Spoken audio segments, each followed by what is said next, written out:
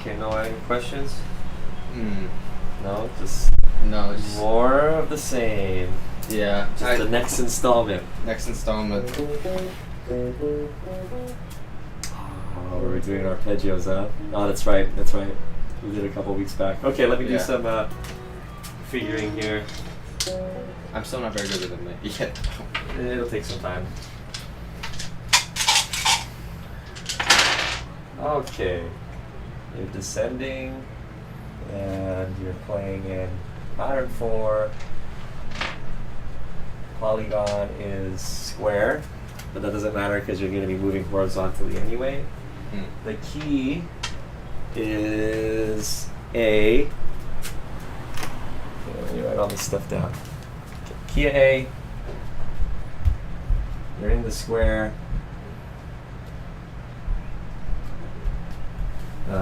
You are descending. The position is pattern 4.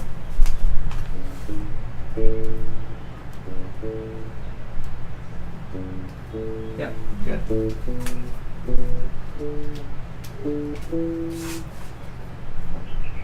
Yeah, I did that right. Okay. Alright, what's the purpose of this? Well, we're going to drill. So, last time we did our rudiments going horizontally with this polygons. Right. Today we're going to play vertically. So we can kind of alternate with this. Alright? So we're going to play in pattern 4, preferably in the key of A. Can you navigate that? Pattern 4 in the key of A. This would be pattern. So pattern 1 is here. Key of A. Yep. So pattern 2. Pattern 2. Pattern 3 is short still. That's the Jenga 2 towers, right? 3. So then, now you're in pattern 4. So, perfect. There you go. Now the secret, one little piece of trivia with pattern 4 is that this note right here is your key. So take a look. Look down at your guitar. Is that an A? This is an E. Oh, that's it. I'm not pointing at this. I'm pointing at that. Oh, this? And is that not an A? Yeah. So for pattern 4, this corner here is the key, or at least the major key. And again, I think like that as far as keeping things simple. Okay. So now you got it. Now what we're going to do is we're going to do our rudiments, and it's up to you if you want to play pentatonically or diatonically. Probably best to play diatonically. So we're going to do quarter notes, and then 8th notes, and then 16th notes. Just we're going to descend first, and then ascend. Okay? That's good. Yeah. Oh, almost. If you're doing diatonic, there's extra notes in there.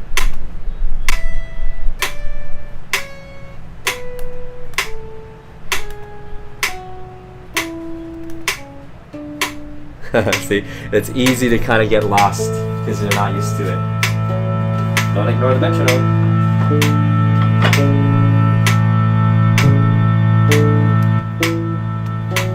Hardest part about being a musician is managing all the different stimulus.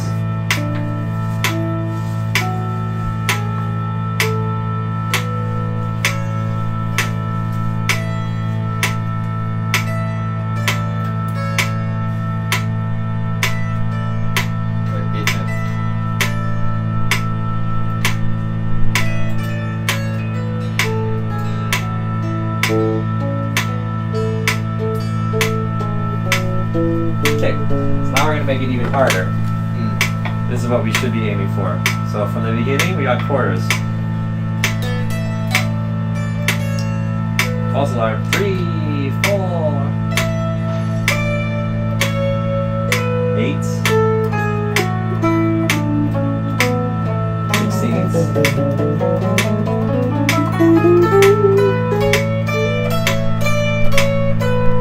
Quarters. So you see, it's gonna be we're gonna be hauling ass a little bit. A little bit. Okay, so I'll put the bell to help us. So it depends on you. You might want the bell to be beat 1, but I recommend having the bell be beat 4. 4, 1. That way when you hear the bell, it's time to switch. 3, 4 quarters. 8. 16ths. 8s. Quarters. 8s. 16ths.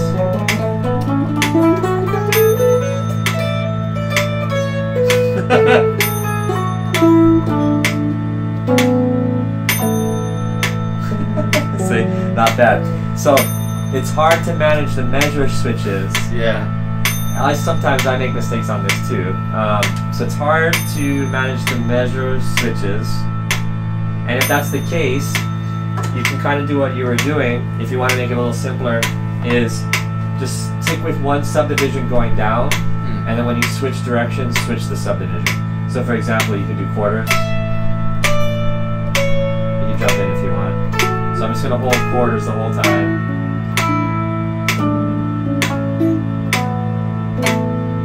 Just meet me at the train station. Then right here I'll do 8s. All the way through. Now I'm going to do 16s.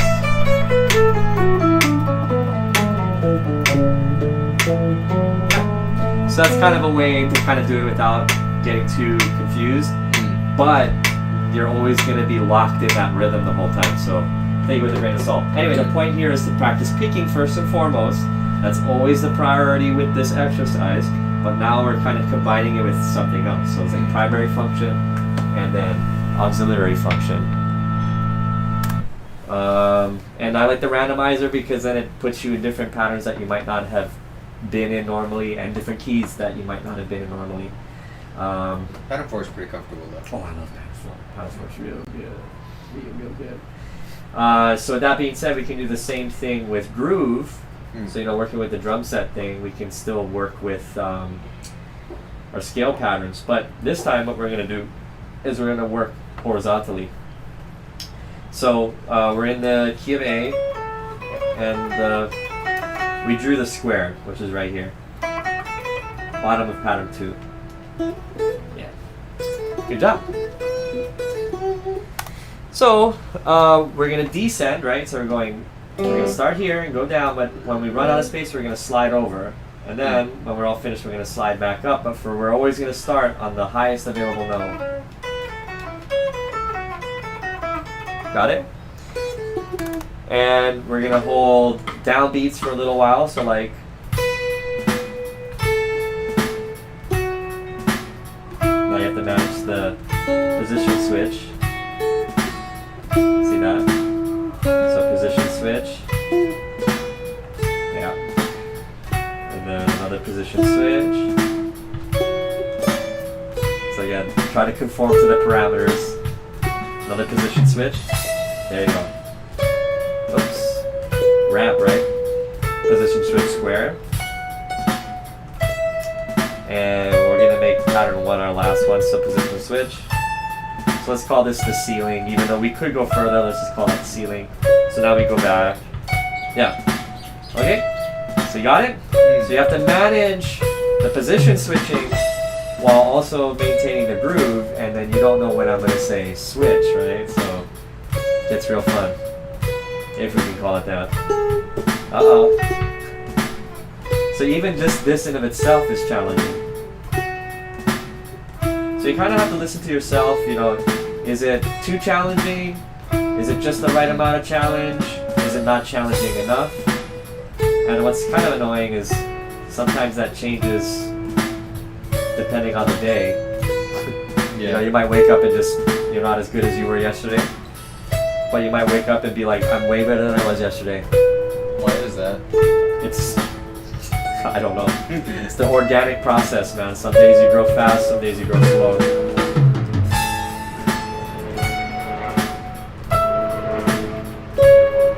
But the trend, as long as the trend is upwards, that's all that matters. Okay, so let's switch. So we're gonna go.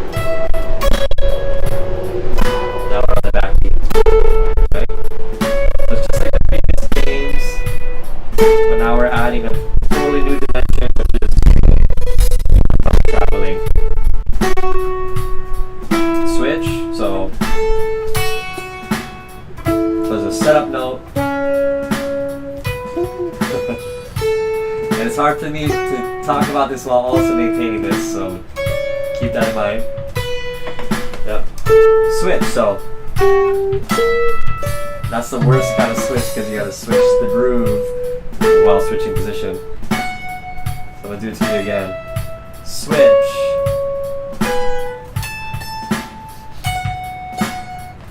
So this is the ceiling. Switch, position. Okay, switch groove. Okay, not bad. Okay, every beat.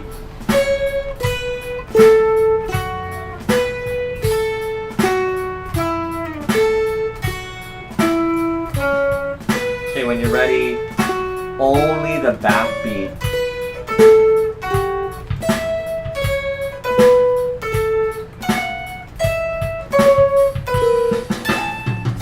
So what's funny is that you haven't reached for the backbeat yet, but just thinking about it completely derailed your entire movement up. Yeah. And that's what's wild about playing an instrument, that as soon as something gets in your head, you were doing this a second ago without, and that was actually, this is easier, I think. Yeah. But as soon as you're like, oh crap, I gotta grab the backbeat, then it's you start making mistakes. And that's normal. But the reason why we're training like this is that won't be that hard very soon. But it's funny how just something so simple, it's actually easier than what we were playing, but shifting into that. The thing about music is shifting in and out of things, that's the hardest part. Inertia is objects in motion stay in motion, that's easy. But when you have to change and pivot, that's hard. Right. So, not too bad. Let's try again. We'll start all the way at the bottom down here. Sounds good. And every beat, right? That's what we're doing. So, and again, when you're ready, see if you can play only the backbeat.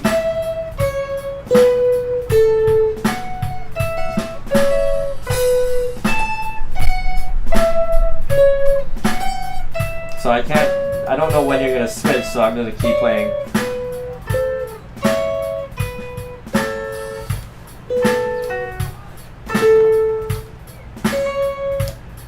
There you go. So still not be getting that diagonal line, right? Yeah. Good thing, if you're gonna be a jazz guy, that's not that big of a deal. Okay. Every beat.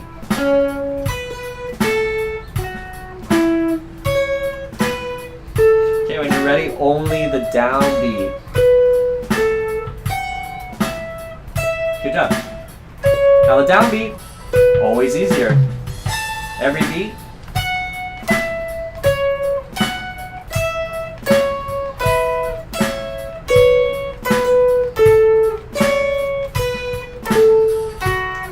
When you're ready, only the backbeat.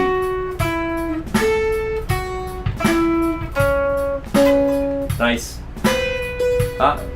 So that's the thing, it's like you're managing the rhythm, but then you're also managing the position switches. Yeah. It's a lot. It's a lot.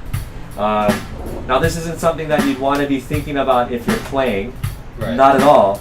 But as far as growing, and I think about it like bodybuilding. You know, bodybuilding you do in the gym, but then you do, the reason why you work out your legs is so you can kick the ball better. You know, or whatever sport you're doing. So in our case, this is like the gym. Right. And then when we're out in the field, we can do jumps and flips and all that kind of stuff. Is a metal guitarist like a bodybuilder? It depends. It's different. They might be a specific type of physique, like those right? tech metal guys who. Right. They have like that. They spend their sport is the gym.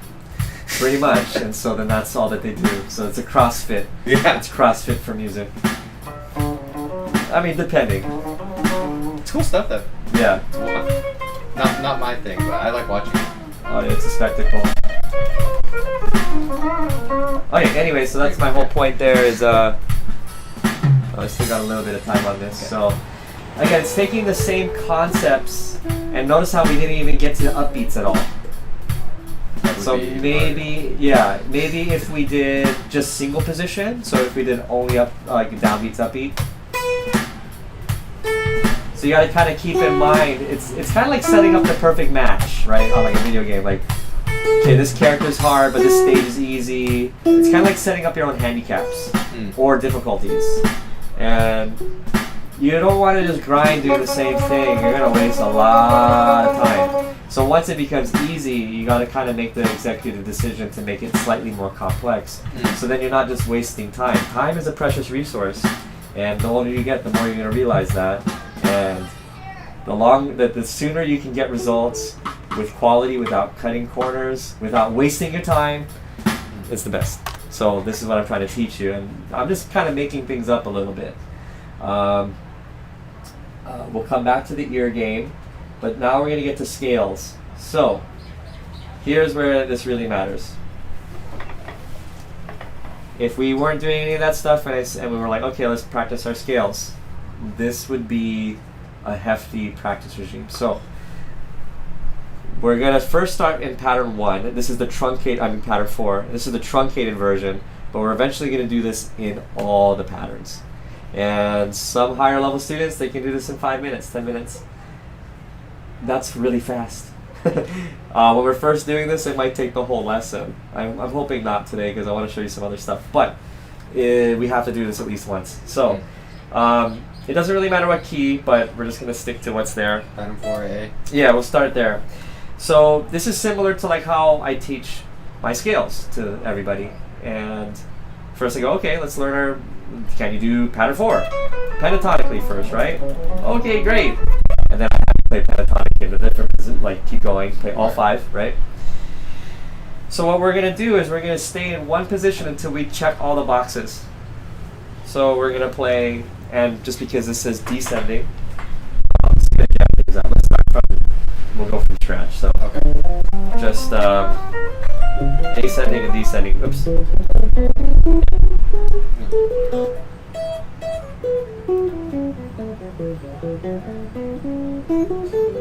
Is that descending? Good, now you're going to play diatonics.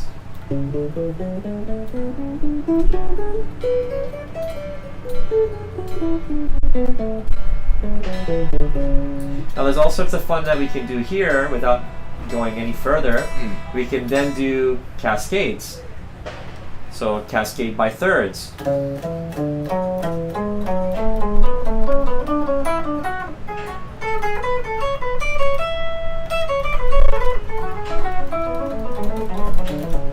What did I do there? Well, this is the next note I skip. So it's called cascading by thirds because this is a third away. So I play the note, I play a third away. I play the next note in the scale. So again, I'm thinking here, and I play the third from there. So that means the next note is going to be this. Again, I'm just think about this second note as just an attachment. So the next note is that, right? So now I play a third from there. Yeah. Again, so the next note is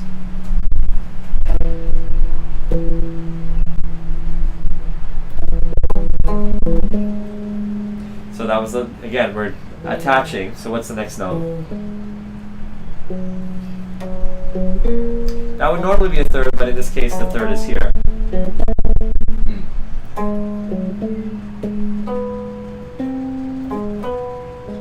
Where's the third? So this is a minor third. So it's switching between majors and minor thirds. Now keep this in mind. I don't want to put this into your thing yet, but this is what kind of chord? This is a 3. 3. So 3 is what kind of chord? It's a minor chord. So minor third, not major third, minor third. So this is a 3, this is a 4, this is a 5, this is a 6, this is a 7, 1, 2, 3, 4, 5, 6. It'll start happening more and more the more you do this, but it reveals itself when you cascade. Another way to think about it is just think about running the scale at 2 spots at the same time. Right? So I'm here. The next thing is there. Next thing is there. Next thing is there.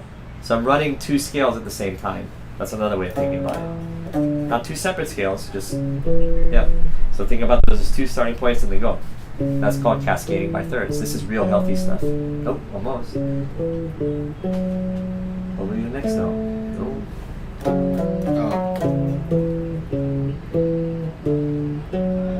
Pinky. Yep. Minor third, right? Nope, major third. Yep. Then pointer. Yep. Yep.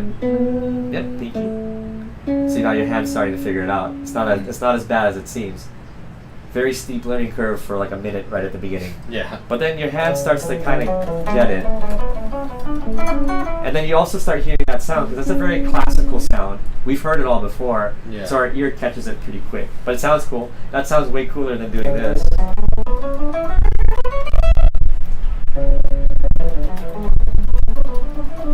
Don't you agree? I agree. So that's cascading by thirds, and I'm not going to make you do this today, because I want to get to the arpeggio part. But let's rewind. We did pentatonics, right? Then we did diatonics. Now we're doing heavy lifting diatonics, which is cascades. And you can cascade by thirds, you can cascade by fourths, fifths, sixths, sevenths, and even octaves, and even nines if you really want to. But this would be fourths.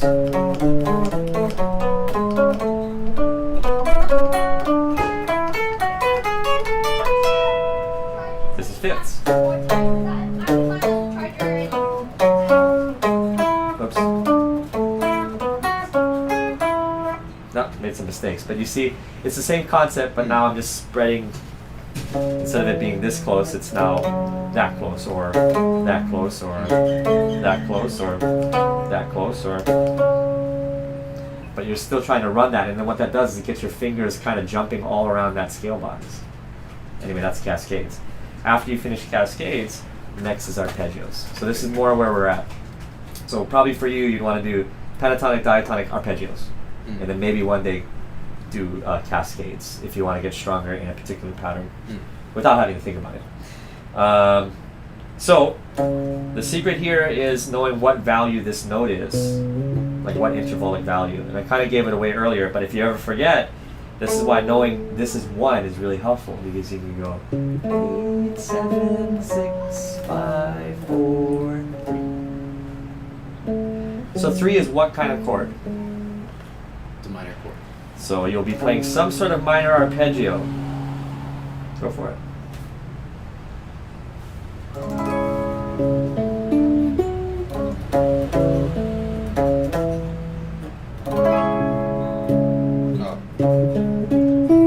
Yep, but you're missing one note, right? which is, yep. And then for final, you want to throw that in there.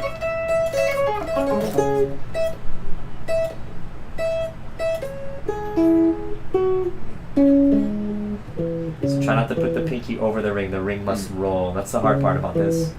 And same thing with the pointer. The pointer's supposed to roll too. Yep. Okay, so you've completed this note as an arpeggio. This note's next. So you'd still use your middle finger. So it's just like you're playing a scale, but now the note is going to blossom into an arpeggio. So you're still climbing up the scale. That's the same thing with cascades. You're still climbing up the scale, but now there's something attached to it. Right. This is a full-blown arpeggio that's attached to it. So you started on 1. Now you got 4. Okay, what kind of arpeggio?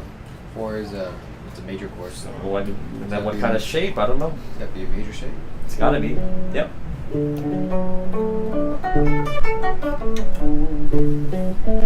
Yep. There it is. Yep, and reverse. Pinky, pointer, middle. Added one extra note in there. We don't want that. That's a 2. It's not in there. It's not in the arpeggio. Yep, that's good. Yep.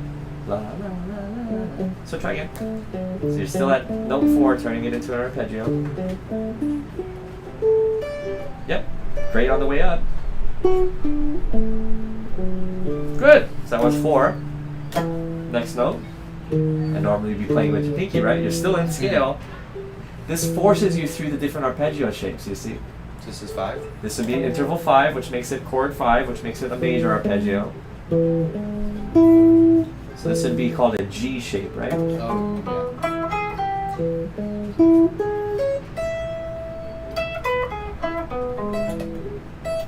So pinky twice, like that.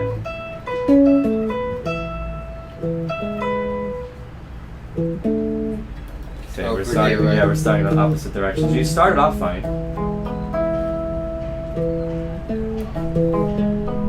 You started off fine, though, so don't change what you started off with. It's at the end where you're making mistakes. Yeah. Then pinky on that same string. B string gets 2. B string gets 2? That B string gets 2. Yeah. That's the inconvenient thing is sometimes you're gonna get a random note string that has 2 notes.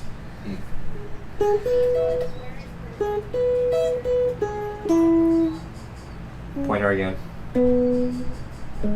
Yeah, keep going till you get it.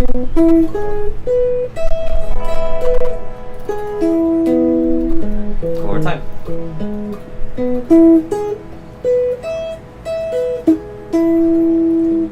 Okay, so I want to show you how this kind of works. Let's reset and say we start at the beginning with arpeggios. Try again. Oh, start on the minor. Yep. So that's the bulk of it, yeah. Nice.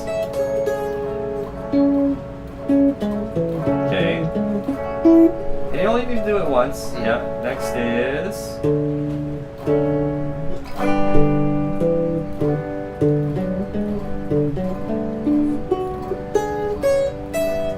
At the end, it's not back there. You start there on the middle finger, right? So the end has to be on the middle finger as well.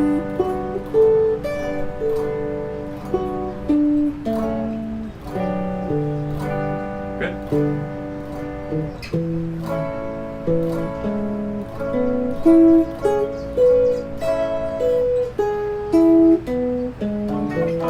There it is. Yeah. Good. All right. So now you're there. 6? 6 is a minor arpeggio. Should I play a different one? Or can I play the same? So it's Oh, wait, technically it's a different one, yeah. Yeah. But they're very related. They're very related feeling, right, in the hand. So you wouldn't put that extra note at the end because it is a different shape. And you're missing the third right there. Yep. So yeah, don't fall into the trap. Those are technically not the same shape, although they start off very similarly, right? Right. I haven't taught you 7 yet, but the next note is 7. We'll come back to that later. So for now, you're going to skip 7. Get to the next note. It's 1. It's a 1. Yep. Yep. Oh, almost. That was very close. Is there a random note somewhere? No. This is individual strings. Not there though. Oh. It's a C, right? Oh, The C sticks back out. Yeah. Now there's extra credit notes. There's above the octave and underneath the octave, which would be So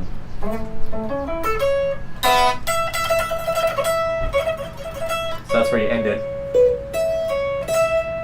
Which means that can also get placed underneath as well. So the way I would practice this is this. Just like that. All the way to the end with the extra note, and then, oh, you're doing the same. So that's the, yeah. You gotta come back out, that's inconvenient, I know. And then the 2 extra notes, and then I would come back the way I came, and I'd stop at the root. Yeah, that's what I would do. So like.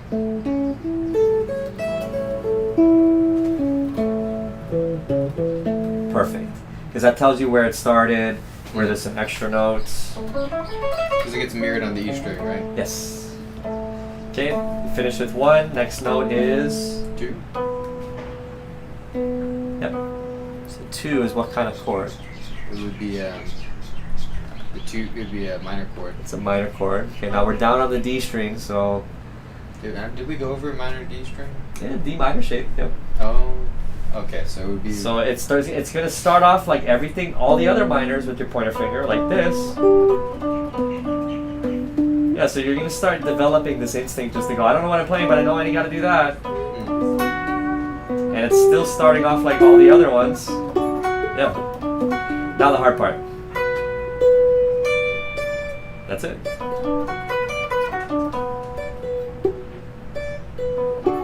So the secret there is to kind of see a D minor shape right there with the extra, right? If this was like the capo, you should see that that's a D minor right there. Just gotta finger D minor. Yeah. And then different fingers, right? So that's, Yeah. but yeah, that's why we refer to that as a D minor shape.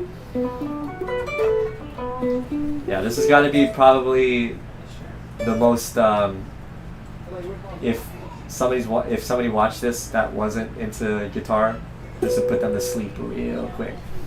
It's a D-shaped arpeggio, it's a shape D, shape D, D minor, down on the D string, A string. It's like we're saying the same thing on repeat, you know? Right. Wait. So it's like this. Is that a D7 shape? Oh, maybe it's a D7 shape. That's a D7 shape. This is a D minor? Yeah. So do yourself a favor, swap out your fingers. Yeah, and that's gonna feel more of like how it's gonna look like over here. So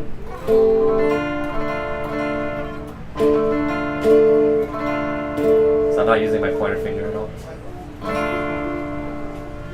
So that shape's kind of like a triangle, but like,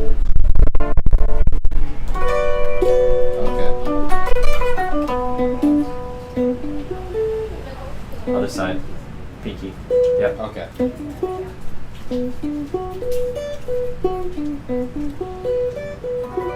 And again, if I threw a capo right here, even somebody new would go, "That's a D minor, isn't it?" That's a D minor shape.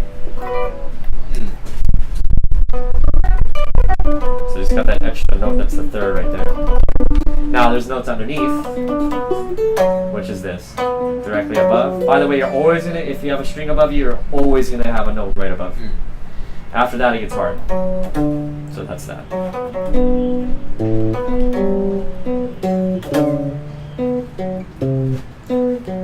Secrets, look at my finger. Which finger do I use? If I use my middle, that means it's only gonna be one fretting. And that's why it's kind of like typing. You really want to conform those fingers because then it's you're not like crossing wires in a way. Anyway, really exciting stuff, right? So scale from being something that used to like this and like this to something that now takes a long time. So like I was saying, some players get to the point where they can run through all positions in 10 minutes with all of that. How long did that take them to? A long time. That's not like something that should be expected, right? No, this is a work in progress. But the more that you chip away at it, you're going to hit terminal velocity, like not terminal velocity, you're going to hit a snowball effect. To where each day it's going to get easier if you keep up on it. And then it might seem like, oh gosh, I only did that in one position. Well, if you do a different position, same key, there might be different things, but a lot of them are going to be the same. It's the same arpeggio shape. It's right? all the same shapes, it's just in different locations. So the thing to be mindful of is what value am I playing? Right. If I know this is a 3, that's a minor arpeggio. 4, it's a major arpeggio. 5, major arpeggio. 6, minor arpeggio. 7, we haven't learned this one yet, but Would it be a diminished arpeggio or something? yeah, that's what this is.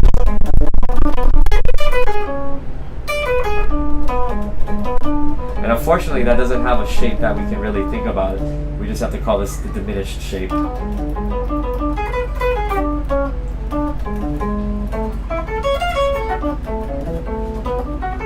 So you can see how, after a while, it becomes just as brainless as just playing the scale, right? Way more convoluted though, and that's why it takes some time to get. But once you have that down, it's like things just gets easier and easier and easier until you scale things that are harder.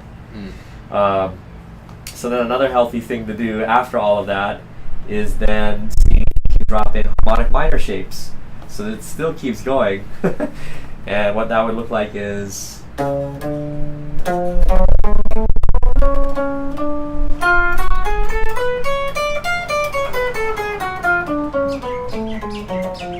oops. Why does it sound like almost Phrygian? It is almost Phrygian because of this sound.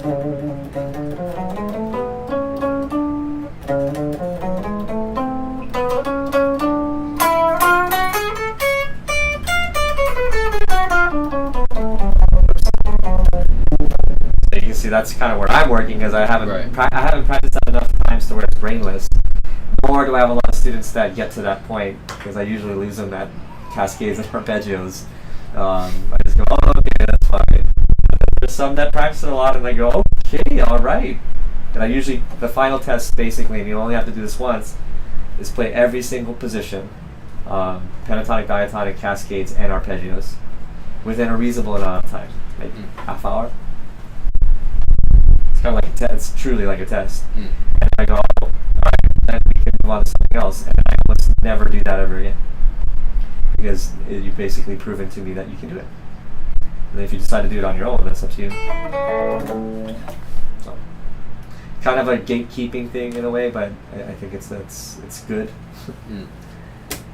Okay, so that's all scales and scale business, and just ways of kind of trying to get you to get the arpeggios into your regular practice regime. Unfortunately, let's think about it simply.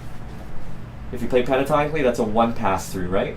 You play diatonically, that's another one pass, right? So we only pass through the scale twice. If you do cascades, let's say you do thirds, that's another pass, right? Only 3 times if you cascade thirds. If you do fourths, fifths, and sixths, well then that starts increasing, right? But let's just say you did thirds. That's a great one. And if you do all the arpeggios, you're gonna have to pass through the scale 6 more times.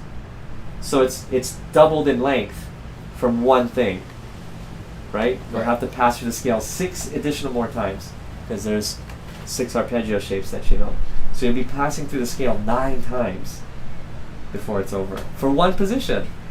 Then there's 5 positions total, right? So 9 times 5, whatever that is, 45. You'll be doing, is that right? Did I do that right? 9 times 5. Yeah. See, I didn't memorize my times tables. This is bad. You'll be passing through the neck 45 times. That's grueling, man. It's long. It's pretty brutal. It is. So one position though is fine, because if you just do one position, that's 9 pass-throughs. That's more passes through the scale than if you did pentatonic, diatonic in all the positions. I mean, it's about even, because there's 5 positions. Pentatonic, diatonic is twice, so it's 10 passes through the neck. But in one position, you can get 9 passes and even more, depending on how much weight you put on it. I might do some pattern 4 work, because I was doing a bit of soloing there for Take Patron. So perfect. That's how you kind of cherry pick and turn your training into something that's going to boost your playing. Especially if you have material that's, you know, demanding, oh, I'm going to improvise in pattern 4, I might as well make pattern 4 the exercise location. So, good. All right, we got to learn chords. So we got major 9s was our last thing, right? So could you show me major 9 up on the E string? So let's say A. Can you do A major 9? I'm trying to remember the shape. I have the diagram on my phone. So the hint is start with your middle finger. So far so good. So far so good. But you're going to run into trouble because you're using weird fingers. So you got this right. Use your pinky though. So this pointer finger is going to kind of bar a little bit. And then your ring finger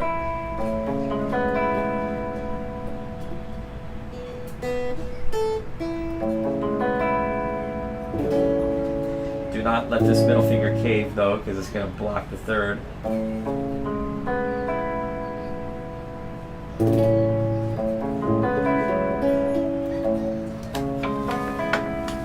Make that on the major seventh, yeah. There you go.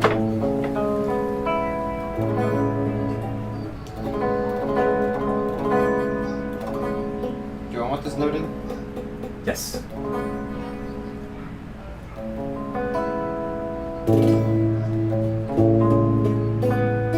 There you go. So that's major 9 shape. Is there an easier way to play this? Or is it No. That's it. Yeah, once you get past sevens, the chords get real serious. Yeah. Yeah, it makes like things like F or Once Upon a Time C seemed impossible for me at least. But now I'm like, whoa. Whatever that is. Or Major 9. Major 9. Just sound nice though. Oh, it's delicious.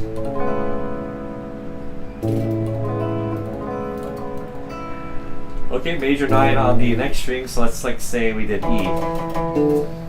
So how would you play E major 9?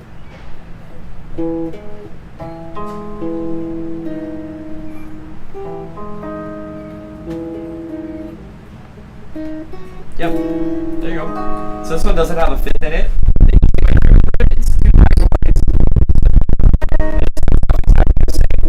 Root third, major seventh. It's easier to play than the other one. Yeah, because you don't have to do this bar thing.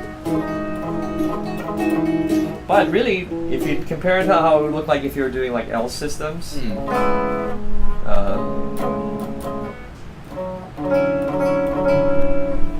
there's not much of a difference. It's just a little hard. Okay, so those are major 9s. I'm reluctant to show you the next one, but I'm going to. Only because this major 9 you kind of didn't remember, and that's okay. Through integration, we'll learn it. So those are major 9s. Place those wherever there's a 1 chord or a 4 chord. Okay, so next on the list is The dominant? dominant, because the next major chord that we encounter is the 5, and if we extend, it's a dominant function chord. So get ready, this one's really easy. So let's say we had A again. This can actually piggyback off of, this can actually piggyback off of what you previously played. So and you play a dominant 7th, just like how you normally would.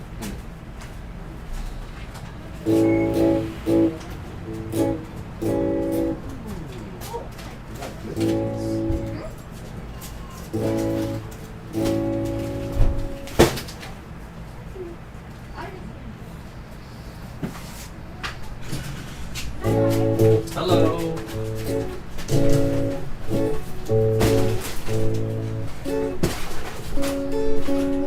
All right. So where was I? So you're playing dominant 7? Yeah. 9 is what other value? It's 1. Ooh, not a 1. Oh, A no, is a it's 1. It's a 2. It's a 2. Okay. So take a look at your chord. Where do you have an 8? The answer is kind of simple. Go back to your chord. Go back to your chord. This is the same as this. So that's an 8, right? Also known as a 1. Oh, didn't we do something like this when we were doing Take That Train? Maybe. Because I think we omitted the chord. Maybe. It was the G flat 9 or something like that. I don't know. I don't remember. I don't remember either. Oh, I vaguely remember playing. But don't do that. You're changing things up. Go back to set. Just don't play a flat 9. Right. Play a 9. Oh, play. There you go. That's a 9. You were going for a flat 9. That's what's confusing me. Those are different chords. So that is a dominant 9. See, that's easy. That's fine. Okay, what if we were on the A string? So let's say we wanted to play an E dominant 9. So this one, unfortunately, you can't piggyback off the standard shape. You have to go back to the middle finger. So middle finger, major 3rd, and then you're going to have your flat 7. Normally, it's kind of like how we build major 9s, right? But flat 7's right there. And and then the 9 is underneath that. So here's your pinky. This? Yeah. There you go. That's a dominant 9. So you got dominant 9 on that string, and then dominant 9 on the other string. It's better to use 2 fingers, right? Yes. Because you run the risk of accidentally doing something. It's better to use 4 fingers in this particular example. But some people get away with playing it the other way. I don't recommend it though. Well, because if you add another note, it can mess up the whole chord, right? Yeah, technically, yeah. The jazz people are very technical about their chords. So dominant 9. Dominant 9.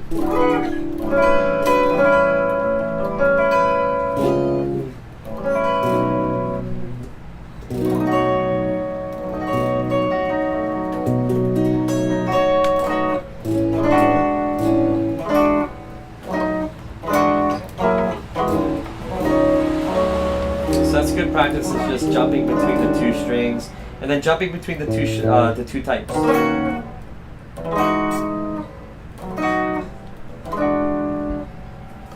Yep. Yep.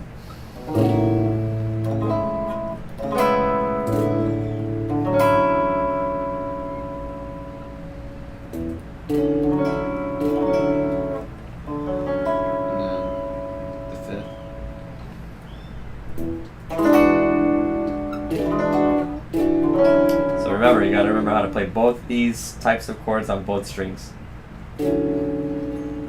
So it doesn't really give you much of an opportunity if you strictly play by those rules. So like for example, if you do 1, 4, 5, 4, 1.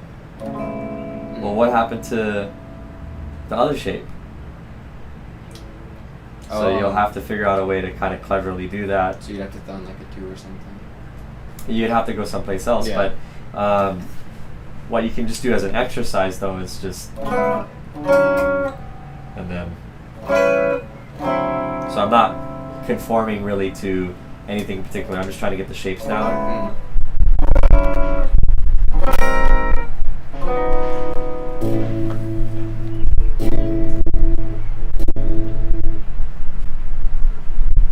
Yeah, that's good. You can get the 1, turn it into a major 7th, and a dominant 7th, and go to 4.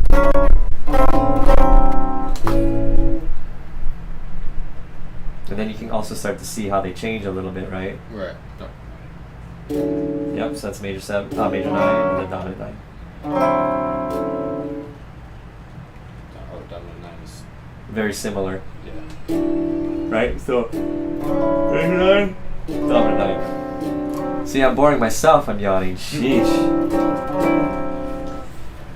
Yeah, these are the kinds of lectures that it's like blah blah blah blah blah blah. But it's all stuff that you gotta, like, if your goals are what your goals are, it's like you gotta just get through that. It's kind of a Sahara Desert of mind-numbing stuff, but it is what it is.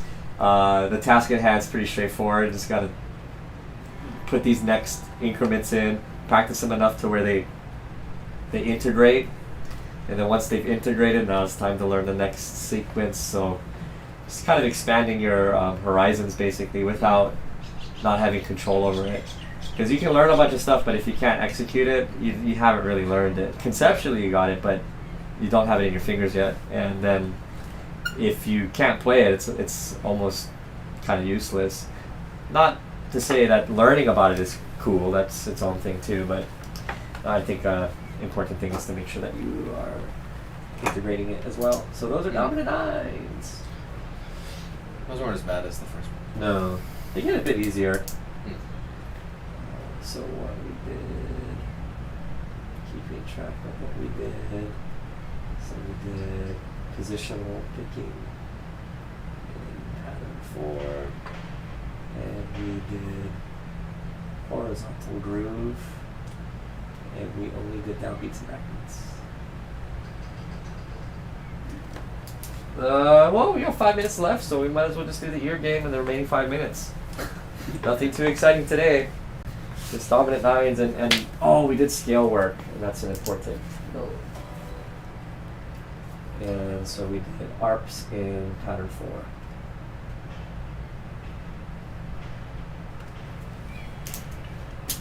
So yeah, that's a good one. I think Berkeley wants to see the arpeggios. They're just good to have. They're super good to have. But I do agree that they are super good to have. Here's something to think about too: is that if you're kind of what classical guys do when they what's happening? What's going on? There we go. When they're reading charts, and this is something that jazz guys do too, and so it's good to know this. But let's say you're not even really concerned about the key. Right. You can just look at the chord and go, oh, C6. Well, I better play a C6 arpeggio. A minor 7th. Right? Right. G7. Let's see.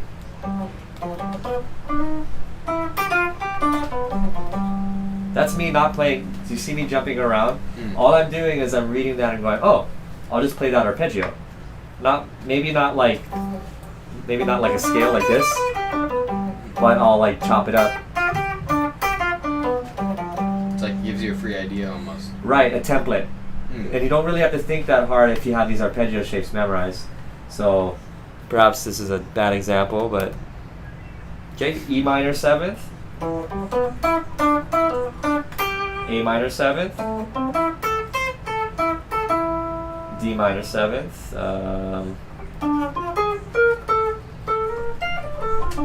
So I'm just playing arpeggios. I'm just moving to wherever the chord tells me to go. G7, C6, E dominant 7, A flat 7. Oops. No, that's right. You didn't have those react to those chords. Well, what I normally do is I just play in key and then respond modally. But that's also related. Right. So I would just play, this looks like it's in the key of C. So I just play key of C.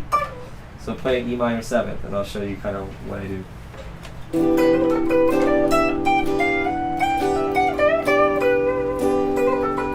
Give me the next chord.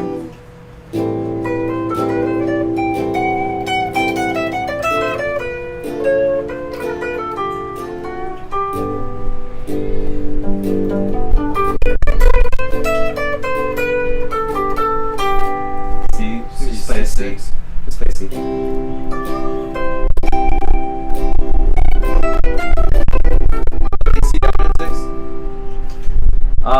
No, those two notes would conflict with each other too much. So what a C6 is it's a C with a 6. Oh, we're talking about nines. My bad. Yeah, flip it upside down, Noah. Yeah. 6 is not a 9. That's all that it is. It's a 6.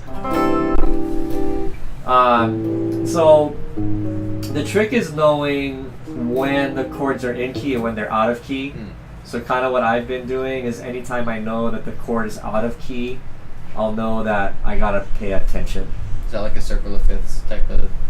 It can be, but sometimes it's not.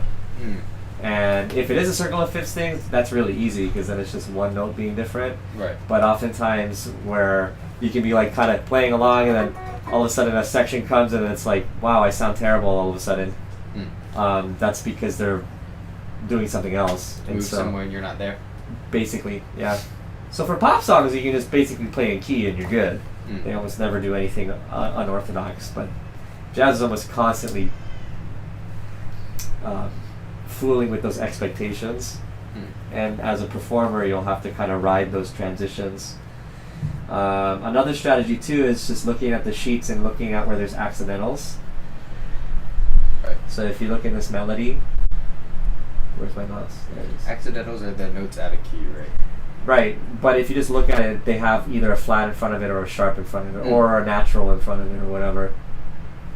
So anytime I see those, I go, oh, okay, that means something weird is happening. you can play with that idea if you wanted to. Right, so I'll kind of convert that into, well, what interval is being adjusted? So if we're in the key of C, which maybe this is, maybe this isn't, I'm not sure, I don't even really know. Yeah. If we're in the key of C and I come across this first accidental over here at E minor 7th, it's an F, A, that's a G, it's a G flat. So G in the key of C is the 5th. So that's a flat 5. So when that chord comes along, which would come a while, right? Then I would go, all right, well, whatever scale I'm playing over that chord, I'll just make sure that my 5ths are all flat. So that's one strategy you can use to kind of survive. But ultimately, you want to kind of be able to convert what you're looking at into Roman numerals and then start kind of developing a catalog of sounds and scales that you do over certain chord progressions. The 2-5-1 being the most common one.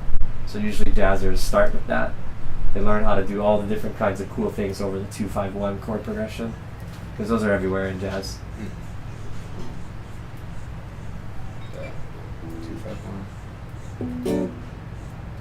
2-5-1. Good save. See, your fingers are almost telling you what to play. Yeah. Yeah. And it feels way better. All right, Nolan. That's all the time for today. Sorry Yeah. it wasn't super exciting. No, I need necessary information. Eating your vegetables. Yeah, that's totally vegetables.